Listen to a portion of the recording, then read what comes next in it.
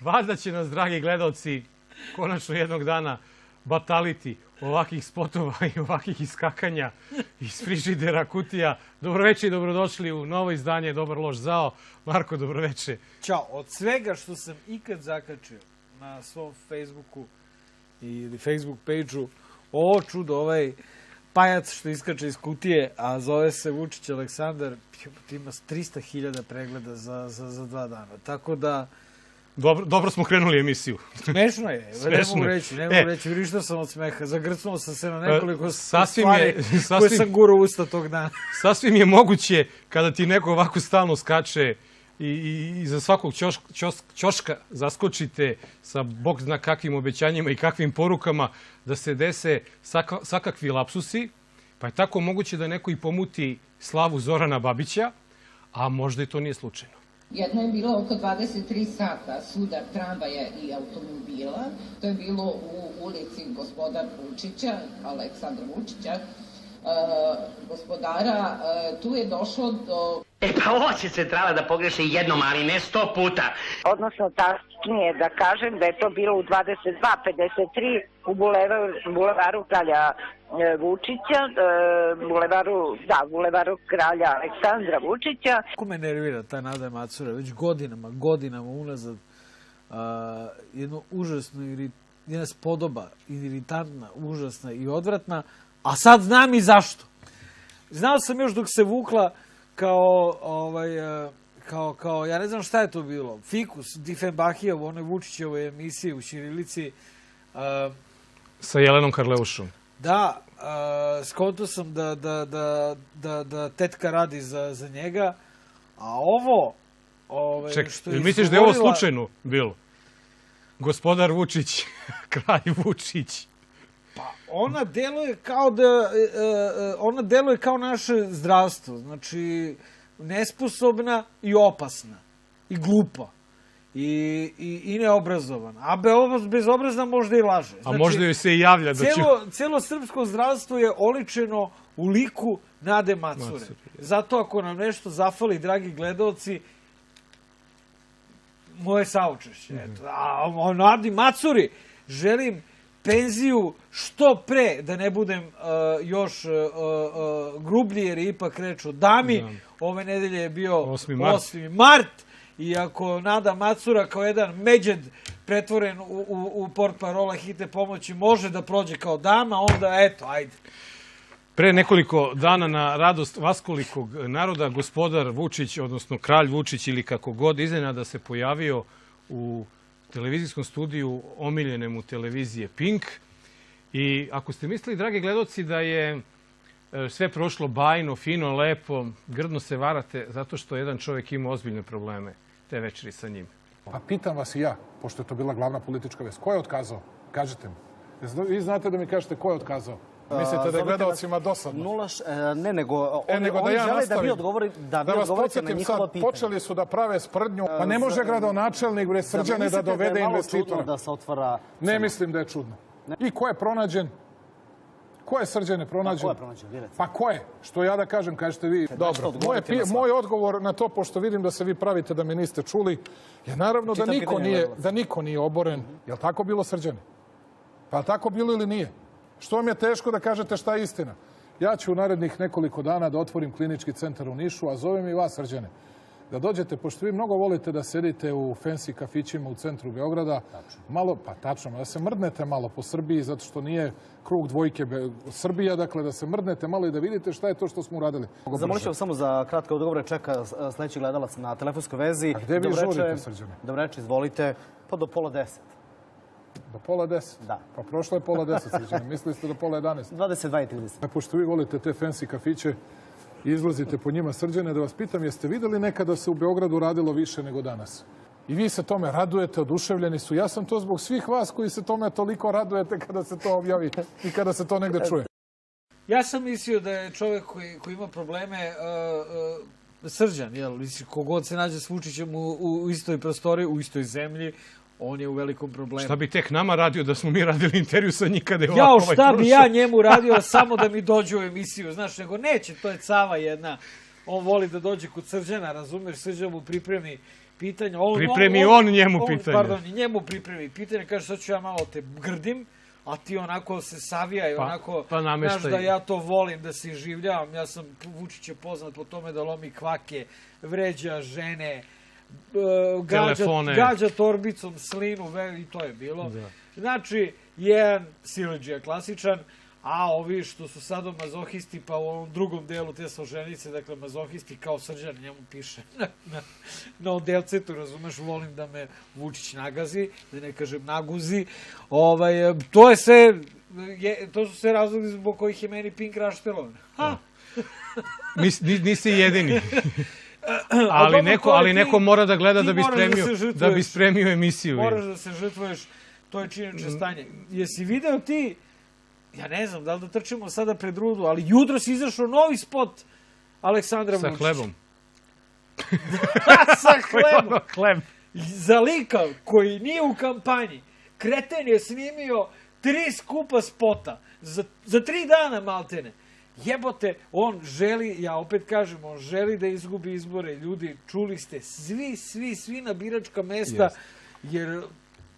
Do tada, dok ne bude biračkih mesta, izgleda da svi njegovi idu autobusom iz mesta u mesto. I tako smo, nažalost, Marko, imali jednu neprijatnu situaciju koja se desila u Subotici. Naime, prilikom isparkiravanja autobusa posle mitinga došlo je do sudara 2 autobusa. Evo pa kad Subotica nema dovoljno ulice da primi toki autobus. Ali srećom, Marko, nije bilo teže povređeni, povređene su samo 102 Vranjanca. Stigli su do Subotice. Evo, upravo i vidimo te kolone. Hoću da te pitam, što bi rekla naša braća Hrvati, koliko je u stvari učinkovito to prevoženje građana od tačke A do tačke B? Ti dovedeš 5000 ljudi u Suboticu, u salu gde staje 5000. Evo, sasvim ozbiljno.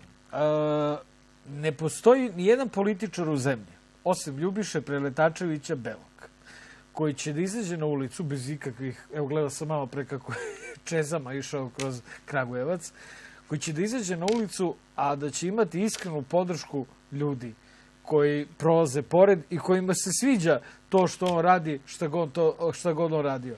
Svi ostali političari, svi, oni vuku za sobom te svoje svite. Ja se sećam svojevremeno, rekao sam neću Kenjam po opoziciji, ali to je nekad nije bila ni opozicija, ali sećam se jednog mitinga predizbornog Borisa Tadića u Zrenjaninu, kad sam ja slučajno imao istog dana književno večer. Sećam se tih autobusa, nije ih bilo 106. Kao u Subotici. Kao u Subotici, ali poznato je da ovaj Mentol voli autobuse. On je volao da stavlja i onaj Mercedesov znak, volio da vozi se autobusom sa... Ne, to je bilo vozom kad se vozio sa Vladom Srbije. Bus ili voz? Ne, bus.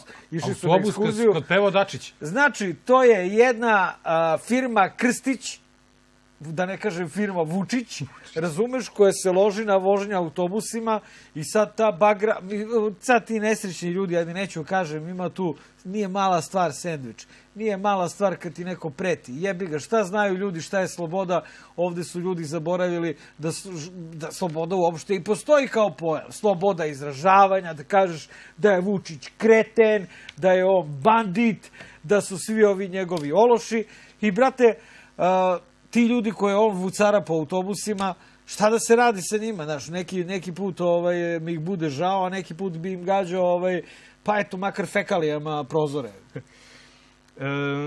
Opet moram da kažem, nažalost, kampanja ume da bude strašno prljava, okomili su se ovi pitbull terijeri režima Vučićevog na Dudu Ivkovića, spočitavaju mu... Pitbull terijeri su plemenite životinje. Nemoj vređati jedno od najlepših kučića koje postoji. Ali pazi to da je novinarka... To su zombiji. Zombi sa studija B se drznula da pita Dudu Ivkovića, proslavljenog svetskog košarkaškog trenera, odakle, kako može da ima kuću koja je nelegalna i tako dalje, ali pritom, Marko, zaboravljaju svi da ministarka građevine živi u nelegalizovanom stanu. Da kompanija, kako se zove, nije kompanija, nego bratija Nikolić imaju ove vikendice koje su nelegalne. A šta ćemo da kažemo o teniskom selektoru, bivšem Bogdanu Obradoviću, koji je morao da uđe na listu SNS, kako bi tvoje ptičice rekle, zbog legalizacije terena Nadi Ciganliji. Šone, moji mili dragi, problem je u tome što je Studio B, legitimno je pitati Dudu Ivkovića, gospodine Ivkoviću, najveći care srpske košarke, ili ste imate neki objekat koji treba da se legalizuje, on kaže istina je treba da se legalizuje, ali je stvar postavljena tako da je on pružio podršku Saši Jankoviću zato što ima objekat koji, znači, samo što nije srušen i da se uzda u pomoć Saše Jankovića da će taj objekat biti legalizovan. Svi znamo da Dudu Ivkovića baš zabole pa i da mu sutra sruše bilo kakav objekat. Duda Ivković je nesrušljiv objekat sam po sebi.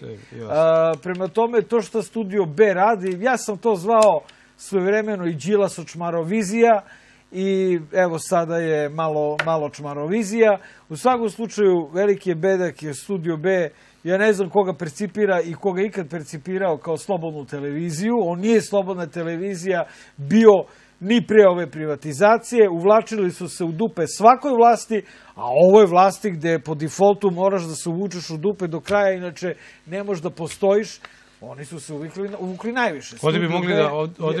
Ovdje bi mogli da stavimo, da zastanemo na trenutak malo i da relaksiramo priču, ali prosto to nemoguće. Izazvao si me za ti prosto nemoguće, jer pazi, hoću da dođemo do suštinske razlike. Ako imamo situaciju da s jedne strane imamo neke ljude koji su ostavili trag na svetu, a sa druge strane imamo situaciju Baje Malog Kninče, koji pevao 5. marta, ako vidim dobro na ovoj fotografiji, 5. marta je pevao negde dole za SNS i imaš Dudu Ivkovića, sasvim ti je lako ono, kako kaže, kako idu stihovi Baje Malog Kninče. Pazi, znaš šta je zajebano? Što ćemo se i ti ja setiti dosta stihova. Stihova, da. Pa morali smo zbog emisije. Ne, nije. Nego nam je Baja velika minđa, razumeš, istrovo mozak u vreme kad je bio aktualan. Ne damo ti Tuđmane ni metra otadžbine našeg kralja Petra. Kad sam bio mali imao sam pravac, oni bili katolici, a ja pravoslavac. A ne volim te Alija zato što si Balija. Komunjare, vi volite samo pare, svi ste vi komunisti, pravljeni na kalupisti. I dalje ne bih mogo da se sjetim. Ili, na primjer, ova... Čekaj, u stvari, da li je Baja velika minđa, stvarno sam, ali ti me izazivaš se, da li je Baja mali Kninđa u stvari u istom paketiću Twiksa, Vučićevog Twiksa za šljivančanin. Znači, jedan štapić je ninja, a drugi štapić je šljiva.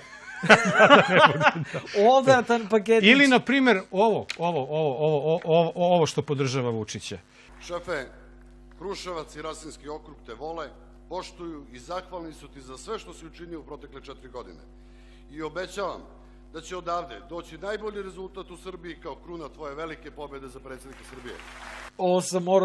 Ovo sam sa dobrim gutljem vode morao da otpijem ovo što sam sad pojeo, to jest da kažem pogledao. Da. Šta, nemam, ajde, već sam lajao dovoljno, šta sad reći? Šta da kažem o Gašiću? Ništa, bio je već jednom u emisiji. Mogu samo Kruševljane da podsjetim da su oni izuzetan narod, da je to fenomenalan grad i da to nije jedini grad u Srbiji koji je okupiran od strane bahatih kriminalaca.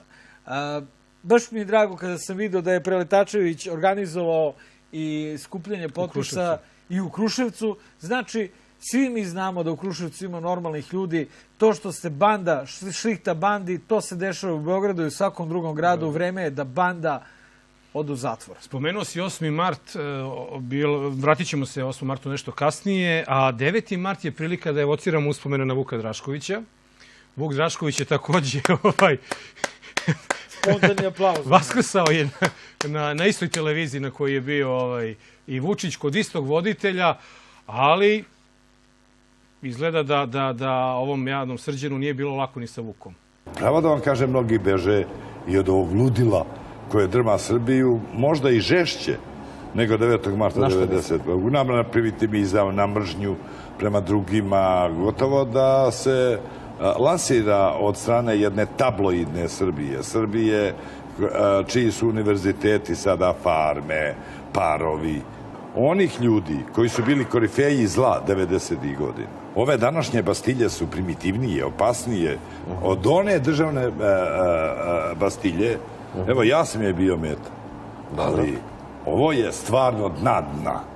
Na što mislite? Pa na ovo što se danas događa po medijima, što se događa, ovi užasni napadi na predsjedničke kandidate. Šta? Ovo da čitam? Pa pročitaj ti.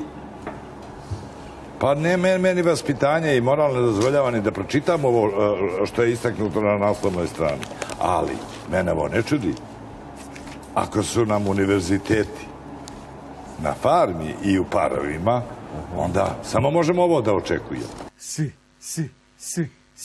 Svi. Vidiš kako se Vuk, i pored svih govana koje se najeo, i pored svih sranja koje je napravio, ipak ima tu crtu. Vrati se odmah ga zavoliš. Mi izminirao, brate, 9. mart na Pinku, objasnio, brate, nije objasnio do duše zašto je podržao Vučića za predsjedničkog kandidata, nema veze. Ali nije hteo da čita onu novinu koju ni mi ne čitamo. To su CIA, to su pare, to su danini, upravni odbori. Zna se kako je kad ti Dana vodi kuću, nije lako. Ali mi je drago što se Vuk malo opustio i zaličio. Vuka privatno ovako znam. I on je jedan vrlo simpatičan lik, veliki car. Vidi se da neko drugi u toj porodici nosi pantalone. I da se samo Vuk pita, ja mislim da bi nam odavno bilo mnogo bolje i Vuk bio mnogo simpatičniji. Ali evo, to jutro Dana izgleda otišla na upravni odbor EPS-a gde prima NIS-a. Pa možda i u EPS-u, ko zna, brate, ja ne znam, ono je u 65 upravnih odbora. I Vuk usto kasnije, to je stranija, to je bio jutarnji program, šta je to bilo? Da, jutarnji program. Nije ni spavao, znači, pošto Vuk voli da se provodi noću. Došao, brate, u jutarnji program i izdominirao. Tako da Vuče care češće. Nažalost, imamo još jedan datum u martu mesecu kad je ubijen Zoran Đinđić.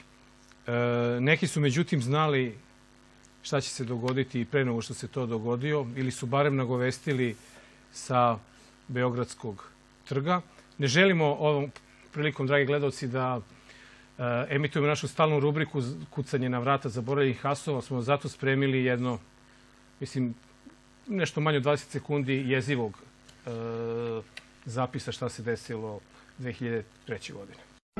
Ako neko od vas u idućih mesec ili dva vidi negde Zorana Đinđića, recite mu da je i Tito pred smrt imao problema sa nogom.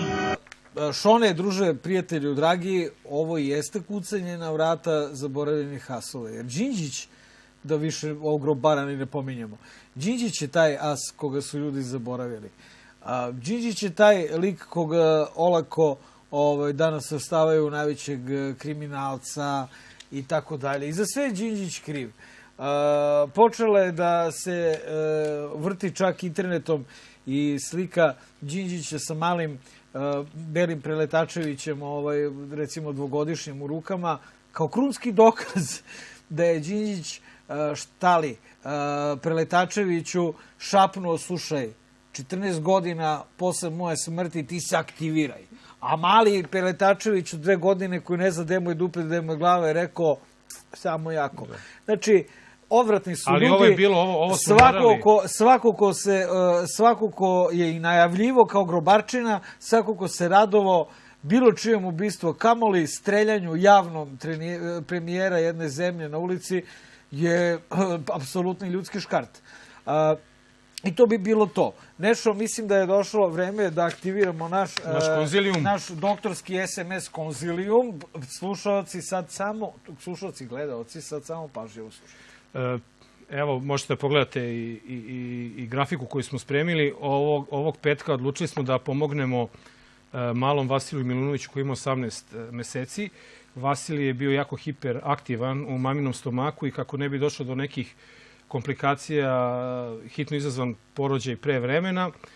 Zbog komplikacija koje su nastale nekoliko dana kasnije, Vasiliju je dijagnostikom utvrđen Westov sindrom, tačnije najteži oblik epilepsije. Njegov maleni mozak je teško oštećen. Lekari smatraju da Vasilij ima odličnih potencijala za napredak, pa su mu zato neophodni određeni lekovi i fizikalne terapije. Zbog teške finansijske situacije u kojoj se nalaze njegovi roditelji, moramo udruženim snagama da pomognemo ovom preslatkom dečaku. Upišimo 247 i pošaljimo SMS na 30 i 30.